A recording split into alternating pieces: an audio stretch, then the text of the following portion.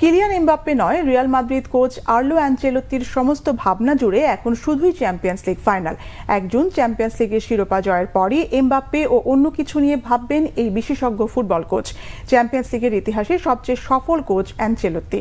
প্রথম কোচ হিসেবে জিতেছেন 4টি চ্যাম্পিয়ন্স লিগ শিরোপা। এবার চ্যাম্পিয়ন্স লিগে 5ম ট্রফি জয়ের সামনে দাঁড়িয়ে এই অভিজ্ঞ কোচ গত সপ্তাহে শেষ 3 মিনিটের ফুটবল ক্যারিশমায় বায়ার্ন মিউনিখকে অবিশ্বাস্যভাবে হারিয়ে চ্যাম্পিয়ন্স লিগে ফাইনাল নিশ্চিত করে রিয়াল মাদ্রিদ।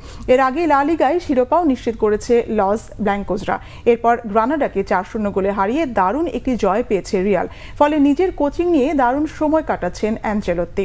কিন্তু এর মধ্যেই কিলিয়ান এমবাপ্পে পিএসজি ছাড়া ঘোষণা দিয়েছেন। 1 জুন থেকেই ফ্রি এজেন্ট হয়ে যাচ্ছেন এমবাপ্পে।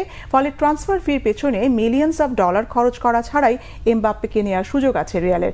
এমবাপ্পে নিজেও রিয়ালে যাওয়ার বড় স্বপ্ন নিয়েই পিএসজি ছাড়ছেন। কিন্তু ফ্রান্স ও স্প্যানিশ মিডিয়ায় যখন এমবাপ্পের রিয়ালে যোগ দেওয়া নিয়ে মাতামাতি, তখন এই ফরাসি স্ট্রাইকারের বিষয়ে বিস্ময়করভাবে নীরব অ্যানচেলোত্তি। বরং তার ভাবনায় শুধুই চ্যাম্পিয়ন্স লিগের ফাইনাল।